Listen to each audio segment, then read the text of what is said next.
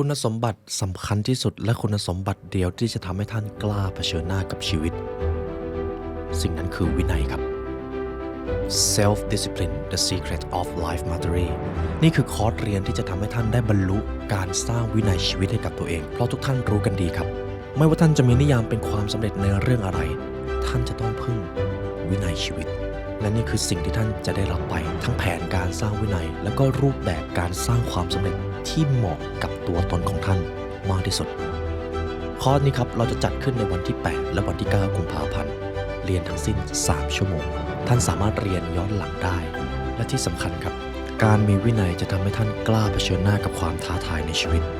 และถ้าท่านมีสิ่งนี้ท่านจะไม่ประสบความสำเร็จได้อย่างไรจริงไหมครับและไว้เรามาเจอกันครับกับ Self Discipline The Secret of Life Mastery เพราะการเรียนรู้จะทำให้คุณเป็นอิสระสำหรับ The Philosophy Episode นี้ครับผมจะมีคำถามบางอย่างให้คุณผู้ฟังคิดว่าความภาคภูมิใจเป็นสิ่งที่ดีในการมีชีวิตและประสบความสำเร็จไหมครับคุณผู้ฟังรู้สึกว่าความภาคภูมิใจเป็นแรงขับเคลื่อนที่ดีในการสร้างความสุขสงบและความสำเร็จสำหรับตัวท่านหรือไม่ครับหรือคุณผู้ฟังคิดว่าความภาคภูมิใจลึกๆแล้วมันอาจจะไม่ได้ดีอย่างที่เราเคยเข้าใจกันมาในตอนแรกๆไม่ว่าคำตอบจะเป็นอย่างไรนะครับผมมีเรื่องราวหนึ่งจะมาเล่าให้ทุกท่านฟังกาลครั้งหนึ่งครับในกรุงโรมอันรุ่งเรืองมีทหารหนุ่มชื่อว่ามาคัสผู้ได้รับการยกย่องว่าเป็นนักรบที่แข็งแกร่งกล้าหาญมาคัสภาคภูมิใจกับความสำเร็จในการต่อสู้และการประลองฝีมือมากรบเท่าไหร่ก็ไม่เคยพ่ายเขารู้สึกว่าตัวเองเป็นที่หนึ่งในการทหารเป็นคนที่เก่งกาจที่สุดในกองทัพสิ่งนี้ทำให้เขามั่นใจและภาคภูมิใจในความสามารถและตำแหน่งที่เขาได้รับมากๆครับลองดูนะครับบางทีมันอาจจะเชื่อมโยงกับตัวตนของเราในทุกวันนี้ก็ได้จนกระทั่งวันหนึ่งครับเมื่อกองทัพได้รับคำสั่งให้ยกทัพไปเผชิญหน้ากับศัตรูมาคัสรีบกระโจนเข้าสู่สนามรบด้วยความทะนงตนเพราะตนเชื่อว่าไม่มีศัตรูคนไหนที่จะมาล้มเขาได้แต่หลังจากนั้นกลับกลายเป็นว่าเขาต้องเผชิญกับความพ่ายแพ้เพราะขาดการเตรียมตัวศัตรูมีแผนมีเล่ห์เพทุบายที่เหนือชั้นยิ่งกว่ามาคัสและกองทัพของเขาถูกทำร้ายและถูกทิ้งไว้ในสนามรบจนเขาได้ตั้งคำถามกับความสามารถของตัวเองอีกครั้งหนึ่งว่าตนนั้นเก่งจริงหรือเปล่าหรือมันเป็นเพียงภาพมายาของอัตตาตัวเองมาคัสก็สงสัยสิ่งนี้ครับหลังจากได้รับบาดเจ็บและกลับมายังบ้านของตัวเองมาคัสจึงขอไปพบกับนักปราชญ์สโตอิกที่ชื่อว่าเซเนกาซึ่งนักปราชญ์ท่านนี้มีชื่อเสียงด้านการควบคุมตนเองและการคิดอย่างมีเหตุผลมาคัสจึงไปขอคำชี้แนะจากอาจารย์เซเนกามาคัสจึงถามว่าท่านเซเนกาก่อนหน้านี้ข้าเป็นนักรบที่แข็งแกร่งไปรบเท่าไหร่ก็ไม่เคยแพ้แถมได้ชัยชนะที่ยิ่งใหญ่มาครั้งนับไม่ถ้วนแต่ในครั้งนี้ทำไมข้าถึงกลับพ่ายแพ้กันเล่าต้นเหตุนั้นมันคืออะไรอาจารย์เซเนกายังไม่ตอบอะไรครับแต่เลือกที่จะถามกลับไปท่านมาคัสท่านคิดว่าท่านได้เรียนรู้อะไรบ้างจากความพ่ายแพ้ในครั้งนี้มาคัสครับด้วยความเป็นทหารหนุ่มและมีความเป็นผู้นำอยู่ระดับหนึ่งจึงเป็นคนที่มีความปราดเปรื่องเขาจึงคิดแล้วก็ตอบด้วยน้ำเสียงที่ขมขื่นว่าข้าเรียนรู้ความภาคภูมิใจของตัวเองความภาคภูมิใจคือสิ่งที่ทำให้ข้าผิดพลาดมันทำให้ข้ามองไม่เห็นจุดอ่อนของตนเองข้าคิดว่าข้าเก่งกว่าศัตรูแต่ความจริงข้าเป็นแค่คนธรรมดาเซเนกาก็จึงตอบกลับครับเจ้าพูดถูกมาคัสความภาคภูมิใจที่ผูกติดอยู่กับความสำเร็จและชัยชนะของเรามันมักจะกลายเป็นสิ่งที่ทำให้เรามองไม่เห็นความเป็นจริงมันทำให้เรายึดมั่นในตัวตนมากจนเกินไปมาคัสก็สงสัยถ้าอย่างนั้นล่ะท่านความภาคภูมิใจมันควรจะเป็นเชื้อเพลิงขับเคลื่อนที่ดีไม่ใช่หรอทำไมท่านจึงมองว่าความภาคภูมิใจจึงเป็นอันตรายเป็นผลเสียมากกว่าที่จะเป็นผลดี อาจารย์เซเนกาจึงกล่าวต่อครับชัยชนะหรือความพ่ายแพ้ภายนอกเป็นสิ่งที่เราไม่อาจควบคุมได้แต่สิ่งที่เราเป็นเจ้าของจริงๆคือทัศนคติและการควบคุมอารมณ์แทนที่จะภาคภูมิใจในชัยชนะที่เดี๋ยวมาแล้วเดี๋ยวก็ไปขอให้เจ้าจงสร้างความมั่นคงและความสามารถที่จะยอมรับความเป็นจริงและพร้อมในการปรับปรุงตัวเองส่วนใหญ่แล้วนั้นมนุษย์ที่หลงอยู่กับความภาคภูมิใจและความสำเร็จจะหลีกเลี่ยงการปรับปรุงตัวเองและนั่นแหละคือสาเหตุที่ทำให้พวกเขาพ่ายแพ้กลายเป็นผู้ที่ถูกทิ้งไว้ข้างหลังในท้ายที่สุดคุณผู้ฟังได้ข้อคิดอะไรจากนิทานเรื่องนี้ครับอันนี้คือนิทานที่อิงชื่อจากบุคคลในประวัติศาสตร์นะครับเป็นเรื่องที่เป็นเมตาฟอร์ให้เราได้ลองอุปมาอุปไมยกันมาคัสก็จึงถามด้วยความสงสัยอีกครั้งหนึ่งถ้าอย่างนั้นท่านข้าควรจะปล่อยวางความภาคภูมิใจในชัยชนะใช่หรือไม่ช่วยตอบข้าให้ชัดเจนทีอาจารย์เซเนกาตอบครับเจ้าจงปล่อยความภาคภูมิใจที่ขึ้นอยู่กับสิ่งภายนอกและจงยึดถือความถ่อมตนดำรงรักษาความมั่นคงในการดำเนินชีวิตด้วยเหตุและผลความมั่นคงในตนเองไม่ใช่สิ่งที่ได้มาจากการเปรียบเทียบหรือชัยชนะแต่มันได้มาจากการรู้จักตัวเองซึ่งเป็นขุมพลังที่ยิ่งใหญ่ที่สุดและเป็นสิ่งจำเป็นอย่างยิ่งในการยกระดับจิตวิญญาณของการเป็นมนุษย์จงรู้จักควบคุมตนเองยอมรับการเปลี่ยนแปลงชีวิตอย่ายึดติดกับความสำเร็จและความภาคภูมิใจมาคัสทีนี้แหละครับผมเชื่อว่าคุณผู้ฟังได้ข้อคิดบางอย่างที่คล้ายๆกันจากนิทานเรื่องนี้ตรงนี้เป็นเรื่องที่น่าตั้งคำถามมากครับผมจะมีอยู่3คำถามและอยากให้ทุกท่านตอบคำตอบนี้กับตัวเองก่อนเพราะผมเชื่อไปอย่างยิ่งว่าหลังจากฟังปรัชญาทั้งหมดนี้จบบางคำถามและบางคำตอบท่านอาจจะมองมันเปลี่ยนไปจากเดิมคำถามที่1สรุปแล้วความภาคภูมิใจที่เรารู้สึกดีที่ได้รับมาจากความสำเร็จอะไรก็ตามแต่มันเป็นผลดีหรือผลเสียต่อจิตวิญญาณของเรากันแน่นี่คือคำถามที่1ครับคำถามข้อที่2หากไร้ซึ่งความภาคภูมิใจถ้าอย่างนั้นเราจะยังมีแรงขับเคลื่อนเดินหน้าเข้าสู่ความสำเร็จอยู่หรือไม่และคำถามที่3ครับและถ้าไม่ใช้ความภาคภูมิใจเราจะต้องใช้อะไรเราจะต้องใช้พลังและสภาวะอารมณ์อะไรในการยกระดับตัวเองทีนี้แหละครับเราจะมาเข้าสู่หลักการและปรัชญากันทำไมความภาคภูมิใจจึงเริ่มถูกมองว่าเป็นการส่งผลเสียมากกว่าที่จะส่งผลดีผมจะมีอยู่2บริบทให้คุณผู้ฟังนึกตามครับบริบทที่1 The Seven Deadly Sins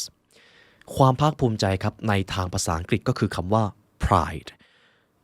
ครับสำหรับชาวคริสต์มันคือหนึ่งในบาปร้ายแรงของมนุษย์ที่ถูกจัดอยู่ในกลุ่มบาปทั้ง7ประการซึ่งทั้ง7ประการนี้จะมีความโลภ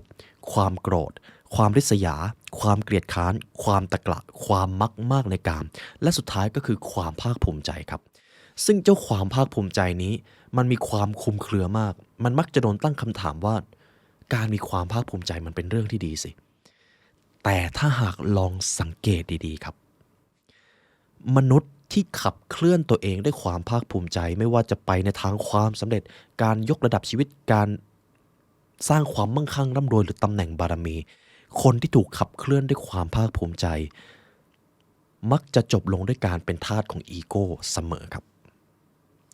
ไม่เชื่อลองสังเกตดูครับใครก็ได้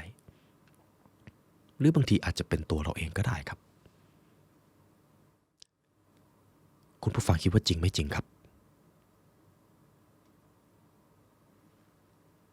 คิดตามได้เลยครับจุดนี้สำคัญมากความภาคภูมิใจแน่นอนครับมันฟังดูเหมือนจะเป็นเรื่องที่ดีแต่ถ้าหากเกินพอดีมันก็สามารถกลายเป็นภัยเงียบที่กัดกร่อนจิตใจและพาชีวิตของมนุษย์ให้เต็มไปด้วยทางของความทุกข์สูญเสียความสัมพันธ์สูญเสียความสำเร็จหรือมีความสำเร็จก็ไม่ยั่งยืนเพราะยึดอยู่กับความภาคภูมิใจและไม่ต้องห่วงครับเดี๋ยวผมจะให้คุณผู้ฟังได้รู้ตัวเองได้ว่าเรากำลังอยู่ภายใต้ความภาคภูมิใจอยู่หรือเปล่าอันนี้คือบริบทที่1ครับ The Seven Deadly Sins บริบทที่2 ผมจะพูดในความเป็นวิทยาศาสตร์มากขึ้นก็คือ The Power vs Force ของดร. Hawkins หากทุกท่านมีโอกาสเคยฟังหนังสือ Power vs Force ที่ทางพวกเราได้ทำไว้ให้นะครับขั้วพลังอำนาจแห่ง Spiritual Power หรือพลังอำนาจในโลกจิตวิญญาณจะมีอยู่2ขั้วที่1คือ Power และขั้วที่2คือ Force Force คือพลังมืดเปรียบเสมือนหยินที่เป็นสีดำส่วน Power เป็นพลังงานบริสุทธิ์เป็นพลังงานแห่งการตรัสรู้และพลังงานแห่งการมีชีวิตเปรียบเสมือนหยางที่เป็นสีขาวพรายครับคือหนึ่งใน Force ครับ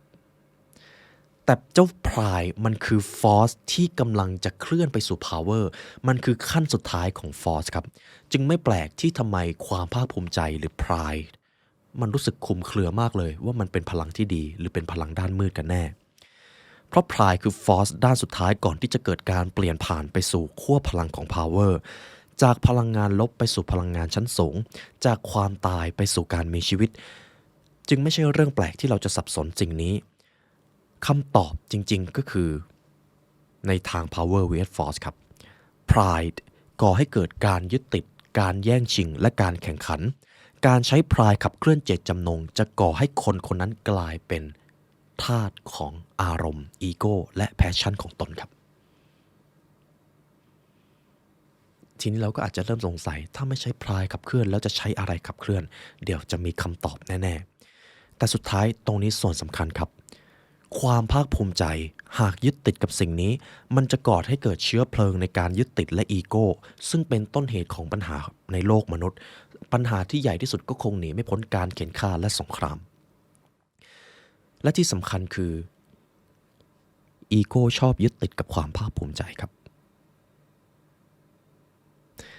และอีโก้คือต้นเหตุของทุกปัญหาในชีวิตของพวกเราครับ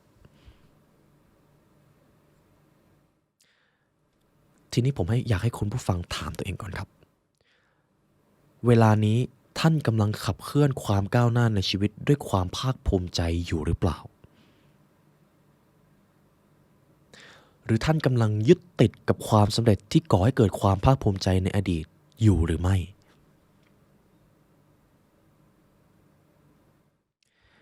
และต่อไปนี้ผมจะให้คุณผู้ฟังมาดูกันครับเวลานี้พวกเรากำลังตกหลุมพรางของความภาคภูมิใจอยู่หรือไม่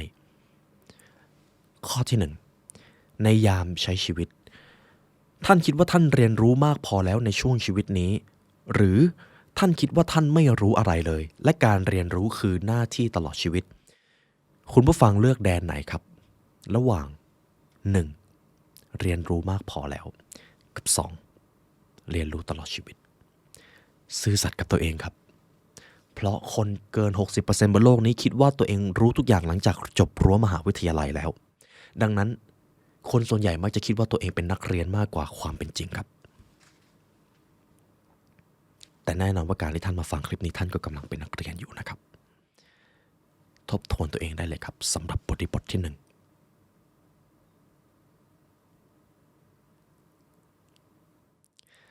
ต่อไปครับสภาวะการที่ 2ในเรื่องของความสำเร็จหากเราต้องการประสบความสำเร็จคุณผู้ฟังคิดว่าตัวท่านเป็นคนแบบไหนระหว่าง 1. ความสำเร็จจะต้องเกิดจากการแข่งขันแย่งชิงศึกษาคู่แข่งและเอาชนะเขาให้ได้กับ 2. ความสำเร็จจะต้องเกิดจากการร่วมมือและแบ่งปันซึ่งกันและกันตัวตนของท่านเลือกฝั่งไหนครับ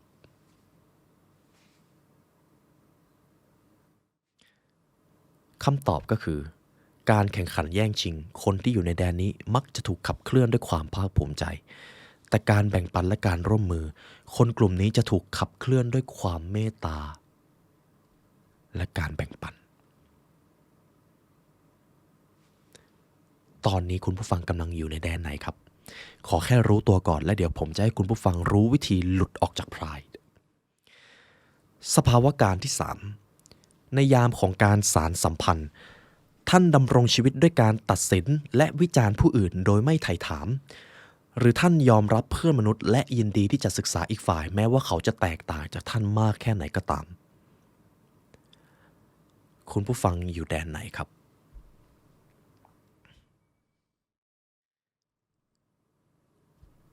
สภาวะการที่ 4 การปฏิสัมพันธ์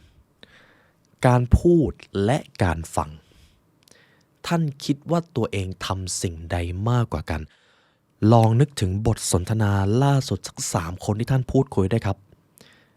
ท่านเป็นฝ่ายพูดหรือฟังมากกว่ากันผู้ที่พูดมากกว่าฟังมักจะถูกขับเคลื่อนด้วยพรายอยู่ไม่มากก็น้อยแต่ผู้ที่ฟังมากกว่าพูดคือผู้ที่มีความเป็นผู้นำและถูกขับเคลื่อนด้วยการเรียนรู้และที่สำคัญครับคือคนมีเหตุผลจะฟังและต่อไปนี้คือความจริงนะครับอาจจะฟังดูเจ็บปวดแต่มันคือความจริงต่อไปนี้คือ3 เรื่องที่คนมักจะคิดไปเองว่าตนนั้นทำดีกว่าความเป็นจริงเรื่องที่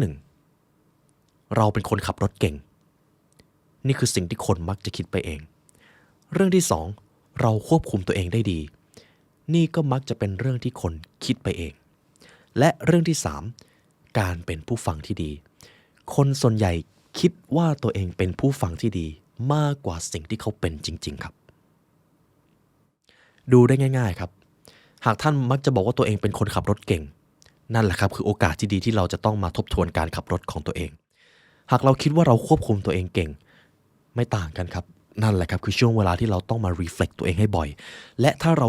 มักจะบอกกับผู้อื่นว่าเราเป็นผู้ฟังที่ดีนั่นแหละครับต้องรีบมาทบทวนเลยเพราะเชื่อไหมครับ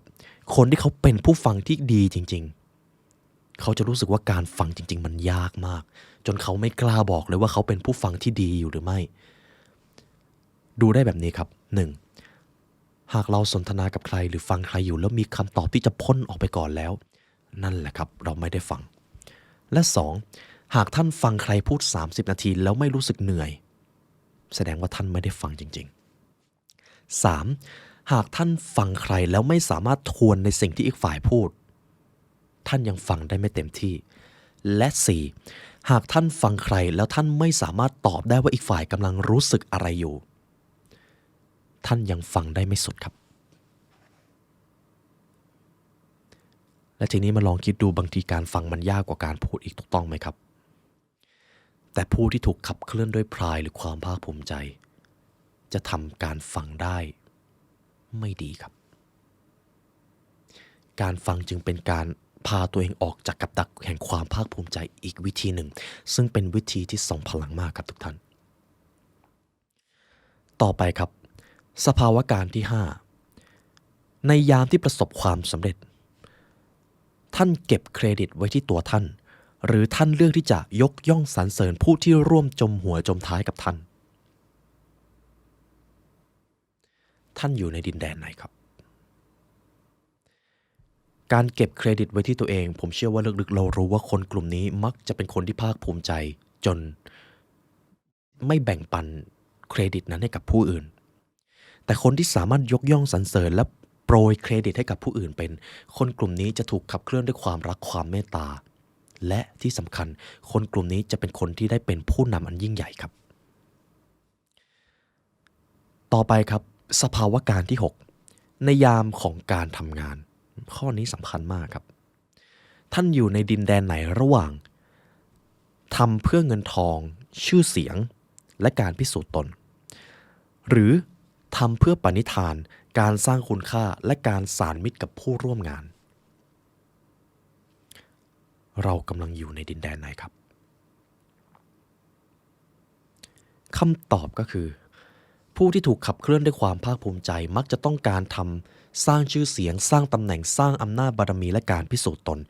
แต่สุดท้ายแล้วคนกลุ่มนี้จะไปได้ไม่ไกลเท่าที่ควรเพราะเขาจะขาดซึ่งมิตรภาพเขาจะอยู่ในจุดที่ว่ายิ่งสูงยิ่งหนาวตรงนี้น่าสนใจมากครับแต่คนที่ทำเพื่อปณิธานการสร้างคุณค่าให้กับโลกและการสานมิตรกับผู้ร่วมงานคนกลุ่มนี้ไม่ได้ถูกขับเคลื่อนด้วยความภาคภูมิใจแต่ถูกขับเคลื่อนด้วยเจตจำนงในการยกระดับโลกใบนี้และเมตตาเพื่อมนุษย์รักอย่างไร้เงื่อนไขคนกลุ่มนี้เมื่อไปอยู่ที่สูงเขาจะไม่หนาวเพราะมีผู้ตามคอยร่วมจมหัวจมท้ายกับพวกเขาคำตอบจริงๆก็คือหากท่านประสบความสำเร็จท่านอยู่ในตำแหน่งที่สูงและรู้สึกว่ายิ่งสูงยิ่งหนาวแสดงว่าท่านกำลังทำอะไรบางอย่างผิดพลาดไปครับนี่คือคำสอนจาก ปรมาจารย์ด้านความเป็นผู้นำจอห์นซีแม็กซ์เวลล์ผมชอบเรื่องราวนี้มากหากเราเป็นผู้นำแล้วหันหลังไปไม่มีผู้ตามเลยแล้วเราก็รู้สึกว่าทำไมการเป็นผู้นำมันโดดเดี่ยวเหลือเกินปัญหาไม่ได้อยู่ที่ตำแหน่งแหละครับแต่ปัญหาจริงๆคือการบริหารความเป็นผู้นำในตัวเราเองมากกว่าครับอันนี้ผมขอยืนยันครับการเป็นผู้นำไม่ได้หมายความว่ายิ่งสูงยิ่งหนาวมีแต่ผู้นำที่แย่เท่านั้นครับที่จะบอกว่ายิ่งอยู่สูงแล้วยิ่งหนาวและคนเหล่านี้ถูกขับเคลื่อนด้วยความภาคภูมิใจครับและผมเชื่อเป็นอย่างยิ่งว่าคุณผู้ฟังกำลังค่อยๆโยกย้ายหรือท่านเองก็กำลังเป็นคนที่ยกระดับชีวิตให้ผู้คนเพราะผู้นำที่ยอดเยี่ยมผู้นำที่เลิศเลอและยิ่งใหญ่ที่สุดคือผู้นำที่สร้างคนให้เป็นผู้นำครับต่อไปครับสภาวะการที่7ในยามของการรับมือวิกฤตข้อนี้ชัดเจนท่านอยู่ในดินแดนไหนระหว่าง 1. หลบหลีกคำวิพากษ์วิจารณ์ด้วยการปกป้องตนเองหรือเถียงโต้แย้งอีกฝ่าย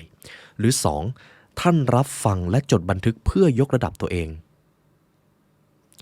ท่านตอบสนองอย่างไรเวลามีคนมาวิพากษ์วิจารณ์ท่านครับตรงนี้สำคัญมากนะครับตอบตามความเป็นจริงได้เลยครับมีแค่ท่านเท่านั้นที่จะยกระดับตัวเองได้จริงๆและขั้นตอนแรกคือการรู้ตัวนั่นเอง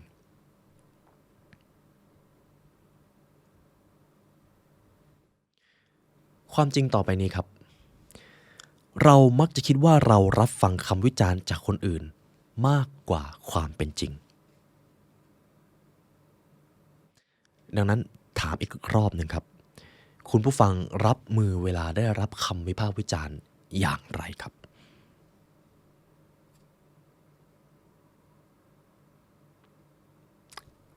ผมเชื่อว่าทุกท่านได้คำตอบแล้วครับคนที่จะเป็นผู้นำคนที่สามารถอยู่เหนืออัตราของตัวเองจะรับมือกับคำวิพากษ์วิจารณ์ด้วยความสร้างสรรค์เอามาปรับปรุงคำวิจารณ์ไหนเป็นคำวิจารณ์ที่ไม่สร้างสรรค์เขาก็แค่ไม่สนใจแต่คนที่ถูกขับเคลื่อนด้วยความภาคภูมิใจครับเพียงแค่โดนตำหนิโดนวิจารณ์เล็กน้อยเขาก็จะเริ่มโต้แย้งเขาจะเริ่มปกป้องตนเองหรือเขาอาจจะด่าคนที่มาวิจารณ์เขาได้ซ้ำสิ่งนี้เราทุกคนรู้ได้ด้วยสามัญสำนึกของตนครับและต่อไปครับสภาวะการสุดท้ายความเชื่อและความศรัทธาครับท่านอยู่ในดินแดนไหนระหว่าง 1. ท่านคิดว่าความเชื่อความศรัทธาของท่านคือความจริงสูงสุดไม่มีอะไรจริงไปมากกว่านี้สิ่งที่ท่านเชื่อบ่งบอกทุกอย่างแล้วกับ 2. ท่านคิดว่าการยอมรับความหลากหลายคือสิ่งสำคัญกว่าความเชื่อใดๆเพราะมันคือการรักเพื่อนมนุษย์ด้วยกันเองท่านอยู่ในดินแดนไหนครับ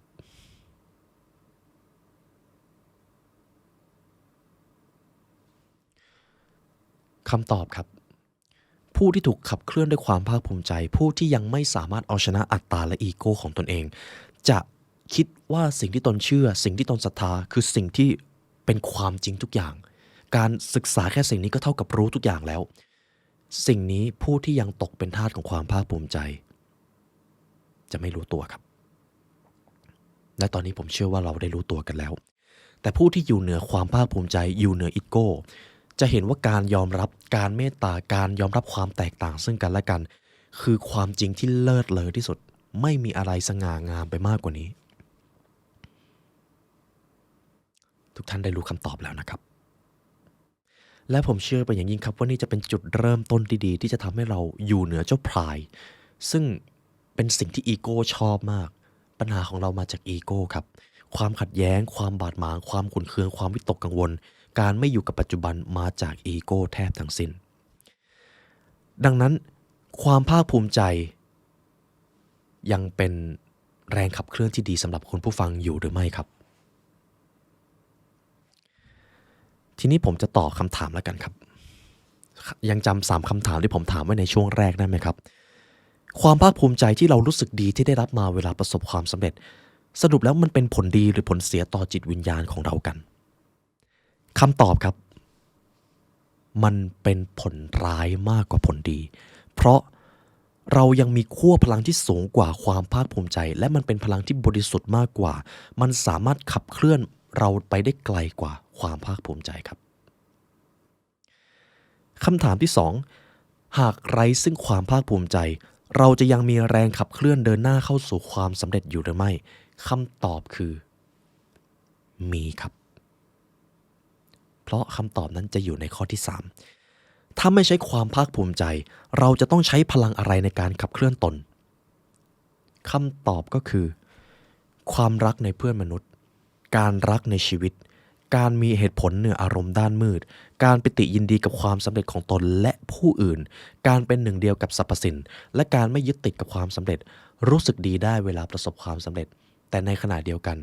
เคยได้ยินประโยคนี้ไหมครับความสำเร็จดีใจได้แค่วันเดียว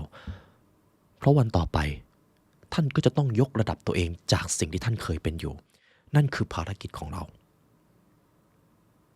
เพื่อที่จะไปสู่ enlightenment ครับจบครับในเรื่องของความภาคภูมิใจผมเชื่อไปอย่างยิ่งว่าคุณผู้ฟังได้บทเรียนสำคัญกับสิ่งนี้มากๆนะครับลองดูคนรอบตัวครับมีคนจำนวนไม่น้อยเลยครับที่ขับเคลื่อนตัวเองด้วยความภาคภูมิใจจนทำให้เขาไม่รู้ตัวว่าสิ่งที่เขายึดติดนั้นวันหนึ่งมันจะหายไปและเชื่อว่านี้จะเป็นอีกปรัชญาหนึ่งที่จะเข้าไปอยู่ในจิตใต้สำนึกของท่านครับและเช่นเคยครับหากคุณผู้ฟังฟังมาถึงตรงนี้แล้วอยากใช้เวลาเรียนรู้กับพวกเราให้ลึกซึ้งกว่านี้ทุกท่านสามารถเรียนรู้ได้ผ่านพรีเมียมคอนเทนต์หรืออ่านอีบุ๊กซัมมารีก็ได้นะครับหน้าที่อย่างนั้นครับเราได้ยกระดับเว็บไซต์ของพวกเราหากคุณผู้ฟังรู้สึกว่าการอ่านหนังสือหนึ่งเล่มมันนานมากไม่ต้องห่วงครับเราทำอีบุ๊กซัมมารีเป็นแพลตฟอร์มอ่านหนังสือสรุปแป๊บเดียวครับทุกท่านได้เนื้อหาไปเลยหรือถ้าหากต้องการเรียนรู้เนื้อหาที่เข้มข้นกว่านี้ทั้งจิตวิทยาความสำเร็จการพัฒนาตัวเองหรือ The Golden Path ซึ่งเป็นศาสตร์ลับความสำเร็จที่พวกเราได้ทำไว้ทุกท่านสามารถติดตามได้ที่ www.thelibrarylearn.com เดี๋ยวพวกเราจะวางลิงก์ไว้ให้ครับเพราะสิ่งที่ท่านซื้อไปท่านไม่ได้ซื้อคอนเทนต์ครับท่านซื้ออิสรภาพไปกับตัวเองอิสรภาพจากการเรียนรู้และการศึกษาจะทำให้ท่านกล้าคิดกล้าทำกล้าฝันและกล้าจินตนาการและความกล้าเหล่านี้แหละครับสร้างความสำเร็จให้ประวัติศาสตร์มันนับไม่ถ้วนและนี่ก็เป็นเหตุผลที่เรามาเรียนรู้ด้วยกันและในวันนี้ได้เวลาอันสมควรแล้วครับทางผู้ร่วมงาน The Library Learn และตัวผมไลออนยุวศิลป์ขอกล่าวอำลาทุกท่านไปก่อนขอให้วันนี้เป็นวันที่ดีของทุกท่านครับสวัสดีครับ